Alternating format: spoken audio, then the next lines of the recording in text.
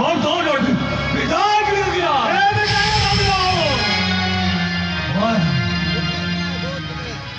अरे कथा बाबू जो बना करते अब तो आप देखते फैसला आया ये जो ही ठोकर बुझा था जिसे पूरा कर दो जिन्हें बहुत गिरी कर दिया आज क्या तीर पुरुष से ना मैं तो बहुत सही है नौकरी की तरह हाँ ये तो बोल तो हो यार आप सब नौकरी का हाथ ही तरह में दोस्तों जिन हो बोल पाएगा